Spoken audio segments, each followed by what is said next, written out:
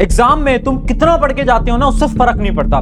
फर्क इस बात से पड़ता है कि तुम कैसे पढ़ के जा रहे हो और एग्जाम में अपने आंसर को किस प्रकार से लिख कर आते हो।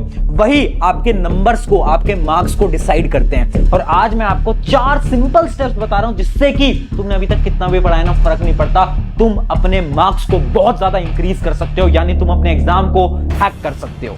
सो हाय एवरीवन, मेरा नाम है Prashant, mentor of thousands of students. मुझे पता है यार, 10th वालों के प्री बोर्ड चल रहे होंगे, 9th वालों के भी एग्जाम बहुत पास आ गए हैं और अब ये मन में डाउट आ रहा है ना कि कैसे हो पाएगा, क्या स्ट्रेटेजी लगाऊं, क्या दिमाग लगाऊं। 10th वालों की डेट शीट आ गई है, कुछ समझ नहीं आ रहा है, तो भैया कुछ तरीका बता दो, कुछ हैक बता दो। देखो यार, आज मैं चीटिंग के तरीके बताने नहीं आया हूं, आज मैं सिंपल 4 स्टेप बताने वाला हूं। 4 स्टेप के अंदर ना तुम्हें चीजें समझ आ जाएंगी। एक तुम्हें रोड मैप मिल जाएगा, बट रोड मैप को फॉलो करने की जिम्मेदारी तुम्हारी है। अगर तुम यार इस वीडियो को भी बाकी वीडियो की तरह देख के रोड मैप को फॉलो नहीं कर पाओगे ना, तो नहीं हो पाएगा, क्योंकि समय कम है। रोड मैप बनाओ, लिखो, फॉलो करो। कुछ मिस्टेक है जो कि तुम आगे के समय पर करने वाले हो, बट आज सुन के जाना ताकि तुम ना करो। पहला स्टेप क्या है? पहला स्टेप है how many time you study is greater than how many chapter you study. और यह बहुत बड़ी भूल है। 9th की बात करें, 10th की बात करें, 10th का भी प्री बोर्ड चल रहे हैं, तो बच्चे क्या सोच रहे हैं ना कि भैया हम ना ज्यादा चैप्टर कर लेते हैं, ये भी कर लेते हैं, वो भी कर लेते हैं, ये भी कर लेते हैं।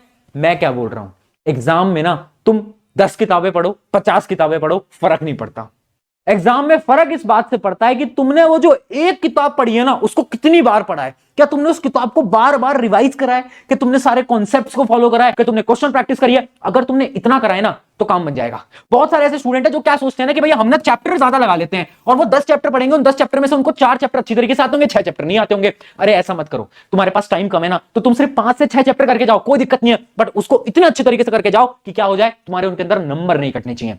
ये अपना पहला स्टेप है और ये सबसे बड़ी भूल है जो कि बच्चे करते हैं। अब ये समझ आ गया कि ठीक है भैया, हमें चैप्टर को ढंग से करना है, ये फॉलो करना है, हम समझ गए। बट भैया वो बताओ कि कैसे हम हमारे मार्क्स को इंक्रीज कर सकते हैं, क्योंकि वो बहुत इंपॉर्टेंट है। तो देखो, इंक्रीज करने के लिए ना मार्क्स एक बहुत सिंपल चीज है, जो कि है क्या? Answer writing hack. Answer writing बहुत ज्यादा इंपॉर्टेंट है। अब देखो, आंसर राइटिंग के लिए ना बड़ा सिंपल सा स्टेप बताता हूं। देखो, पहली चीज क्या है कि हम ये समझते हैं टीचर आपकी कॉपीज को कैसे चेक करते हैं। अगर आपको इसके ऊपर एक पूरी डिटेल वीडियो चाहिए ना कि बोर्ड के अंदर कॉपीज कैसे चेक होती है, तो मुझे बताना, मैं डिटेल वीडियो बना दूंगा। बट अभी मैं आपको बताता हूं। पहली चीज है, हमेशा याद रखना, पार्शियल मार्किंग मिलते हैं, यानी अगर आप स्टेप भी लिखते हो उसके नंबर मिलते हैं। आज तक मुझे नहीं पता तुम्हें स्कूल के अंदर नंबर दे रहे थे, टीचर नहीं दे रहे थे, बट बहुत सारे स्कूल्स के अंदर और बोर्ड एग्जाम के अंदर तो नंबर मिलने तय हैं पार्शियल मार्किंग के। और ये मैं नहीं बोल रहा हूं, ये कौन बोल रहा है? ये आपकी आंसर की है। जितने भी आपके टीचर होते हैं ना बोर्ड एग्जाम की, जो कॉपीज को चेक करते हैं, इवन स्कूल्स के अंदर भी आजकल एक ऐसी आंसर की दी जाती है और उस आंसर की में साफ साफ लिखा होता है, अगर एक बच्चे ने इस क्वेश्चन का आंसर यहां तक सही करा है तो उसको 0.5 मार्क्स दे दो, अगर उसने अगला भी सही करा है तो आगे के 0.5 मार्क्स दे दो। ऐसे सारा का सारा एक फ्लो बताया जाता है टीचर को। तो अगर आप 1-2 पॉइंट भी सही लिख के आते हो ना एग्जाम के अंदर, तो आपको नंबर मिलना तय है।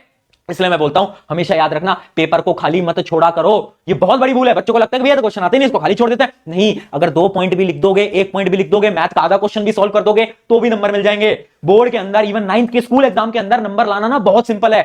स्टेप वाइज मार्किंग तो आपको मिल रही है, वो आपको क्वेश्चन में अटेम्प्ट करना है और थोड़ी थोड़ी चीजों को ध्यान में रखो, जैसे कि अंडरलाइन करो, चीजों को सुंदर बनाने की कोशिश करो। तो यही अपना सेकंड स्टेप है। आप ना जब भी कुछ लिख रहे हो ना, तो जो इंपॉर्टेंट कीवर्ड है, एक कीवर्ड स्ट्रेटजी होती है, यानी जो भी आपको वर्ड लग रहा है ना इंपॉर्टेंट, उसके नीचे अंडरलाइन लगा दिया करो, थोड़ी स्पेस छोड़ के लिखा करो। जैसे कि अगर तुम आंसर नंबर 1 लिख रहे हो ना, तो आंसर नंबर 1 आपने लिख दिया, अब उसके नीचे 2 लाइन छोड़ो, 2 लाइन का गैप छोड़ो और उसके बाद आंसर नंबर 2 यहां से आप लिखना स्टार्ट करो। अरे कोई दिक्कत नहीं है, थोड़ी बहुत नोटबुक ही तो खराब होगी, जो आपको आंसर शीट मिलेगी वही तो खराब होगी, बट 2-2 लाइन छोड़ो। इससे क्या होगा, जब टीचर चेक करते हैं तो बड़ा अच्छा लगता है और वो नंबर बड़े आसानी से देते हैं। अब अगली चीज होती है एक्यूरेट क्वेश्चन प्रैक्टिस।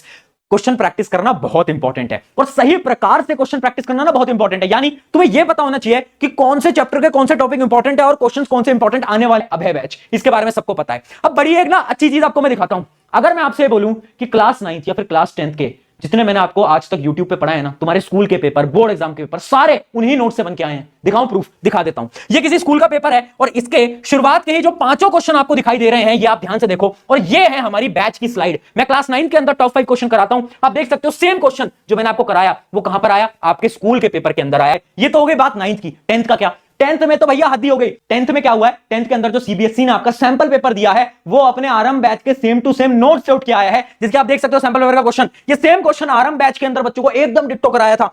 आपको पता है, अब है बैच, हम आपके लिए लेकर आ गए। जिसने कुछ नहीं पढ़ा है आ जाना, और जिसको रिवाइज करना है आ जाना, तुम्हारे लिए अब है बैच। क्या है अगली टिप? है स्टेप नंबर 3, जो कि है क्या? ध्यान से पढ़ना, लास्ट में जो नहीं आता वो लिखो। ये ना एक ऐसा है कि ना जो बड़ा सीक्रेट सा है। पता क्या होता है?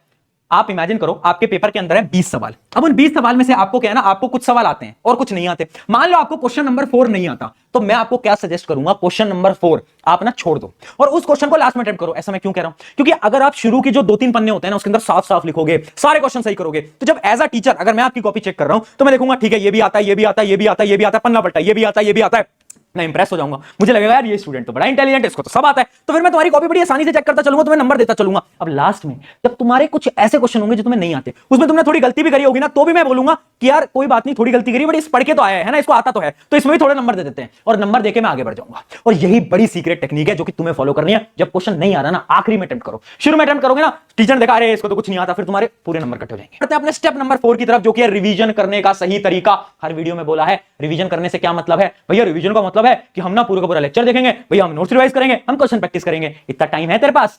नहीं है ना, क्या करें भैया? अरे सिंपल सी बात है, एक तरीका मैं आपको बता देता हूं रिवीजन करने का। आपको क्या करना है, लेक्चर वेक्चर नहीं देखने है ना, अगर चाहिए तो रैपिड रिवीजन देख लो, वो छोटे होते हैं। तुम्हें क्या करना है, डायरेक्टली क्वेश्चन प्रैक्टिस करना स्टार्ट करना है। क्या करो, क्वेश्चन उठाया है ना, एक चैप्टर के आपने मान लो 15 क्वेश्चन उठाए। जैसे ही आपने 15 क्वेश्चन उठाए तो आपको पता चलेगा 15 में से शायद 2, 3, 5, 6 क्वेश्चन आपसे नहीं हो पाए। मान लो 2 क्वेश्चन नहीं हो पाए, अब आपको देखना है 2 क्वेश्चन कौन से टॉपिक के थे। आपको पता चल गया ये इस टॉपिक का है, ये इस टॉपिक का है। अब उन दोनों टॉपिक को उठाओ और रिवाइज कर लो, बस इंक्रीज हो सकते हैं। एक चीज सिंपल है ना, रिवीजन से अपना टाइम बचाओ। इस मेथड को फॉलो करो, टॉपर का सीक्रेट मेथड। ये कुछ 4 स्टेप्स है जिससे कि आपके मार्क्स इंक्रीज हो सकते हैं। एक चीज मैं आपको बता देता हूं, marks at the end of the day तुम्हारी मेहनत से इंक्रीज होंगे।